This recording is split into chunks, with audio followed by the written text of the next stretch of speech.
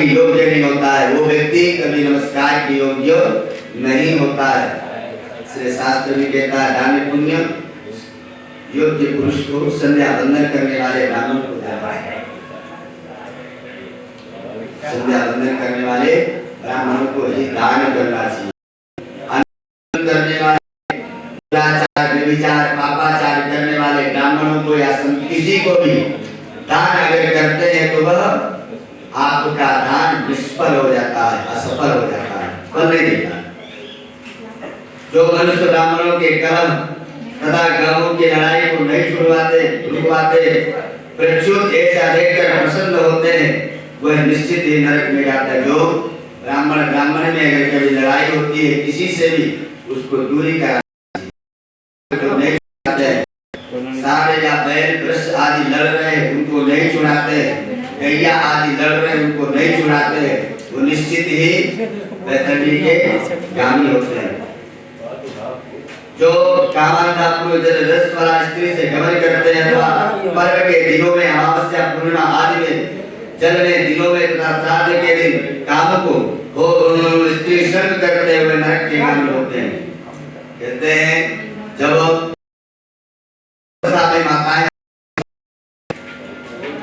समागम नहीं करना चाहिए, जो अमावस पूर्णिमा पर्व के दिनों में नवरात्रि शिवरात्रि श्रावण आदि पर्व अवसरों में जो संगम यानी समागम करते हैं पति पत्नी, वह निश्चित ही नरक के गामी होते हैं। इससे भी विशेष बचना चाहिए। अशुद्ध अवस्था में नहीं, और कोई त्योहार पड़ जाए नहीं, अमावस्या पूर्णिमा आदि पड़ जाए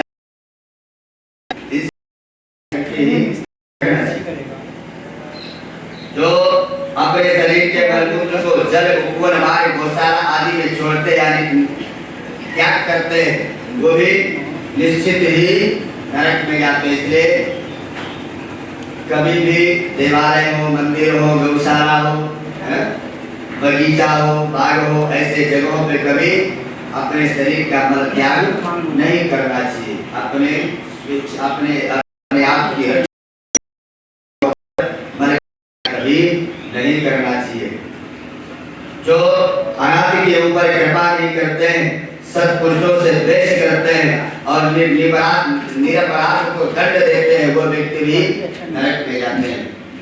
कभी बालकों पर दया करना चाहिए, जो उसकी कोई गलती है उसको क्षमा करना चाहिए।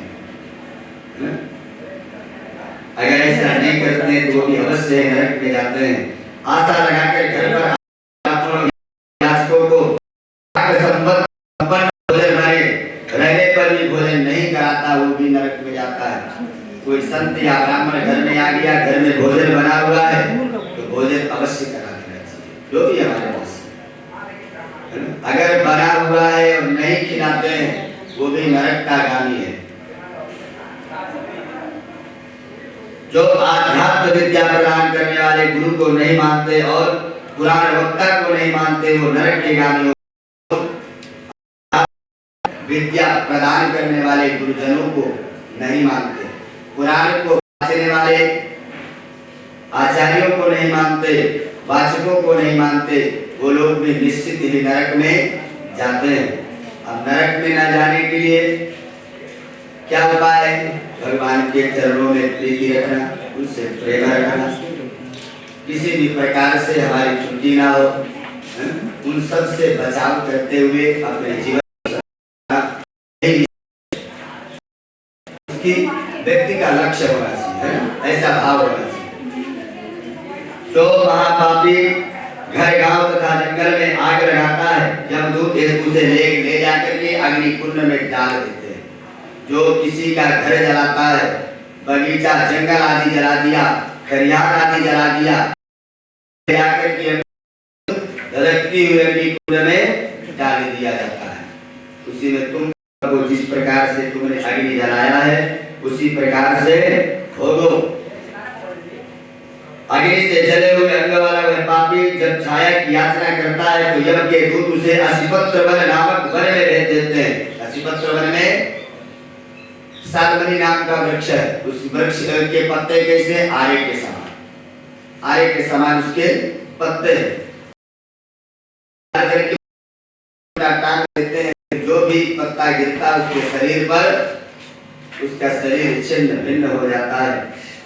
पानी पीने की इच्छा करता है तो खौलता हुआ तेल उसको दिया जाता है कि तुम इसको ग्रहण करो, इसको ग्रहण करो, क्योंकि तुमने कभी जीवन में, अपने जीवन में कभी किसी को जल नहीं पिलाया है। पिलाया हो तो बताओ।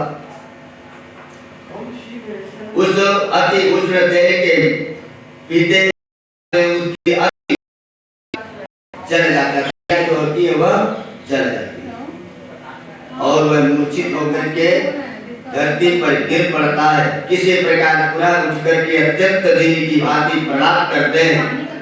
विवश होकर ऊर्ध श्वास लेते हुए वे कुछ कहने में भी सामर्थ्य नहीं होते हैं।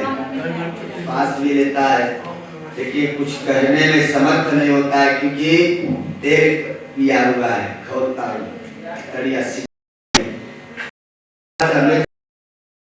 व्यक्ति भोजन करता है, निर्जल गया तो व्यक्ति बोल नहीं पाता, होता हुआ तेल उसको पिलाया जाता है, वो कैसे बोल सकता है।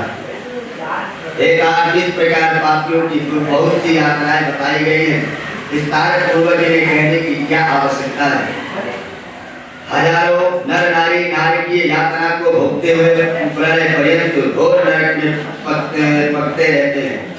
बहुत से नर और नारी पूर्व कर्म के अनुसार नरक यात्रा को करते रहते। इस नरक में ना जाने के लिए क्या हुआ, एक बार ब्रह्मा जी ने सृष्टि की रचना की। उस सृष्टि की रचना में गयासुर नाम का एक सुर प्रकट हो गया। गयासुर नाम का एक सुर प्रकट हो गया, लेकिन वो ब्रह्मा जी से उत्पन्न था, इसलिए ब्रह्मा जी से उसकी उत्पत्ति हुई थी, इसलिए वह असुर जैसे उसके लक्षण नहीं वो करता और विशाल काय था।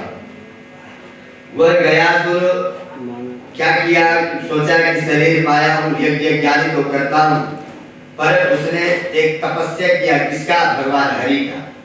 इतना विशाल तपस्या किया, भगवान नारायण प्रसन्न हो गए, खुश हो गए और उससे कहते हैं गयासुर से, गयासुर तुम वर मांगो। तो गयासुर कहता है कि हे प्रभु, अगर आज आप प्रसन्न हैं तो एक काम करिए, शरीर पर ही समाहित हो जाइए, यानी मेरे पर ही रुक जाइए। भगवान कहते हैं तथास्तु। और क्या कहते हैं, गयासुर मेरे शरीर पर वास करिए और जो भी व्यक्ति मुझे देखे उसका उद्धार हो जाए, वो आपके धाम को जाए, यानी नारायण के धाम को जाए। ऐसा उन्होंने वर मांगा। भगवान नारायण ने वर दिया उस गयासुर को। अब वो क्या करता था गयासुर, क्षेत्र जो उसके दर्शन कर ले वो पाप से मुक्त हो जाता, तो उसकी कहीं पाप नहीं रह जाता। अब इतने में तो यमराज की सभा जितनी थी सब जगमगा गई। वे पापी पुरुष भी भगवान के धाम को जा रहे हैं गयासुर के दर्शन करने से। अब क्या किया जाए, गयासुर धर्मराज पहुंचे भगवान ब्रह्मा जी के पास। ब्रह्मा जी कहते हैं कि चिंता मत करो, कोई न कोई उपाय हम अवश्य करेंगे। ब्रह्मा जी देवता सभी मिल करके गयासुर के पास आए और कहते हैं कि हे गयासुर, हम तुम्हारे ऊपर बैठ करके यज्ञ करना चाहते हैं, यानी अनुष्ठान करना चाहते हैं। गयासुर कहता है कि प्रभु, आप जैसे देवता साक्षात ब्रह्मा विष्णु महेश आदि सभी लोग मेरे ऊपर यज्ञ अनुष्ठान करेंगे, अति उत्तम है। सारे काय थे लेट गए अपने शरीर पर। प्रारंभ हुआ। अब ठाकुर जी तो रहते नहीं थे, तो गयासुर उठ करके प्रभु दर्शन करता, सभी जगह घूमता। ब्रह्मा देवता और परेशान हो गए, बोले आप क्या करें, ये तो ऐसे भी उठ करके जा रहा, हम लोग सब यज्ञ कर रहे हैं कि सोचे लेके जाएगा, इसके ऊपर यज्ञ करेंगे। तब वो हम लोगों को संभाले हुए है, फिर भी ये सभी जगह घूम रहा है। और जितने लोग पापी से पापी पुरुष देखेंगे तो इसका तो मुक्ति होना है। अब उन व्यक्तियों का हो जाए, धर्मराज की सभा बिगड़ जाएगी। ऐसा उन्होंने ब्रह्मादि देवताओं ने विचार किया। भगवान विष्णु विष्णु का आवाहन हुआ। भगवान विष्णु आकर के बैठे। अब वो विष्णु जी को भी लेकर के चल पड़े। अब भगवान विष्णु से कहता है कि प्रभु आप मेरे ऊपर चरण रख दीजिए, मैं कहीं नहीं जाऊं। साक्षात नारायण जब मेरे ऊपर बैठे हैं तो मुझे नहीं। भगवान नारायण और तब से कहीं नहीं जा। और भगवान से आशीर्वाद मांगा कि मेरे शरीर पर, मेरे भूमि पर जो भी व्यक्ति आकर के पिंडदान आदि करेगा वो उसका पूरा कुल सहित उद्धार हो जाए, ऐसा भगवान नारायण से वरदान मांगा, आशीर्वाद मांगा। भगवान ने कहा आज तो वही आज गया धाम, गया जी जाते हैं, गया धाम पूरा विशाल का उनका शरीर, उसी शरीर पर सारा पिंडदान आदि होता है, अपने कुल का उद्धार होता है। उसमें पिंडदान आदि की बहुत बड़ी महिमा है।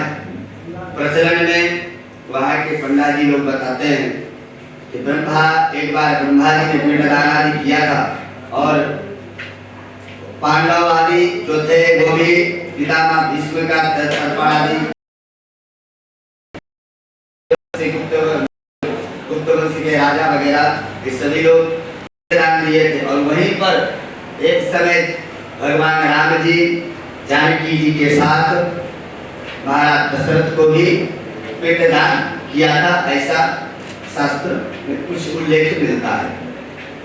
एक समय जब महाराज दशरथ की मृत्यु हुई और वो स्वर्ग को चले गए, उस समय राम जी क्षेत्र में थे और उस समय पितृपक्ष चल रहा था, जो भी समय रहा हो। उस समय जब भगवान राम जी कहते हैं कि सीता तुम यहीं पर बैठो, मैं अपने पिता के श्राद्ध के लिए अन्न आदि की व्यवस्था करके लाता हूँ। माता बोली ठीक है प्रभु लाइए। और जो गया में जाए पिंडदान आदि ना करे ऐसा संभव नहीं है। जब भगवान रामचंद्र जी लक्ष्मण जी को लेकर के स्वरूप प्रकट हो गया, कहता है पुत्री सीता मैं बहुत तेज से भूखा हूँ, मुझे तुरंत भोजन कराओ। अब माता जानकी को परेशान हुई, बोले प्रभु आप कुछ क्षण के लिए रुक जाइए, भगवान प्रभु आ रहे होंगे। बोले बेटा मेरे पास रुकने की शक्ति नहीं है, मुझे इतना तेज भूख लगा है। तो माता जानकी ने बुलाया वृक्ष को, नदी को, केतकी पुष्प को, गौ को और पांचों को बुलाया, इनको साक्षी बनाने के लिए कि अगर मैं पिंडदान करूंगी तो भगवान राम को कम से कम बता सके, हो सके समय पे ना पाए। तो उन्होंने बालू का 3 पिंडा बना करके भाव से पिंडदान किया। वहाँ आज भी सीता कुंड में पिंडदान होता है, बालू की पिंडा। वहाँ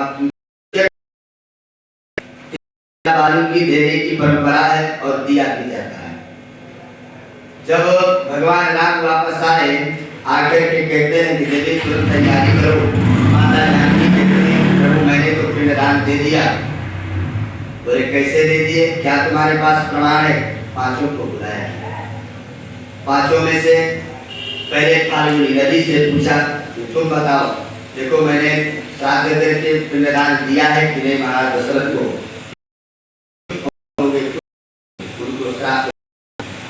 नाम की तुम नदी कहोगी पर तुम्हारे में जल कभी नहीं रहेगा।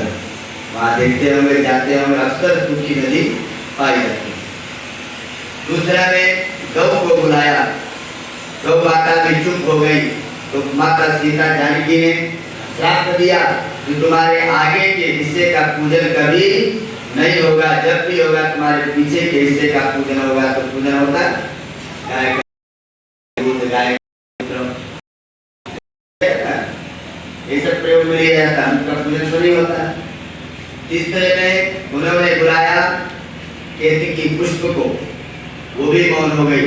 श्राप दिया कि तुम पूर्वजों के पूजन में कभी प्रयोग में नहीं आओगी, इसलिए पितरों के पूजन में केतकी पुष्प का प्रयोग नहीं किया जाता है। चौथे में बुलाया ब्राह्मणों को, ब्राह्मणों ने भी चुप्पी साधी, उनको श्राप दिया। ठीक हो।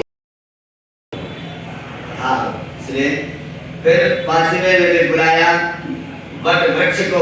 वट वृक्ष ने सुंदर और सही जवाब दिया कि माता जानकी ने यहाँ बैठकर के श्राद्ध कर्म किया है और प्रभु भगवान राम जी मान गए और माता सीता ने उनको आशीर्वाद दिया कि जाओ, तुम्हारी आयु हजारों हजारों लाखों लाखों वर्ष तक होगी। जंगल में देखते हो उसकी पताकाएं बढ़ते बढ़ते बढ़ते बढ़ते बहुत विशालकाय बरगद का पेड़ हो जाता है। वो आशीर्वाद है और उस वट के नीचे जो छाया मिलती है वह बहुत सुंदर होती है। वहाँ वट वृक्ष के नीचे भी पिंडदान होता है। 54 वेदियों पे पिंडदान होता है। 16 दिन का मानवीय प्रथम पक्ष है। उसके बाद तो 1 दिन, 3 दिन, 5 दिन, 7 दिन, जो जिसकी जैसी समय उत्तर पक्ष 16 दिन तक अनंत चतुर्दशी को घर से प्रस्थान होता है और अमावस्या को वहाँ पूर्ण होता है। अमावस्या की रात या फिर उसके बाद आश्विन शुक्ल पक्ष की प्रतिपदा को वापसी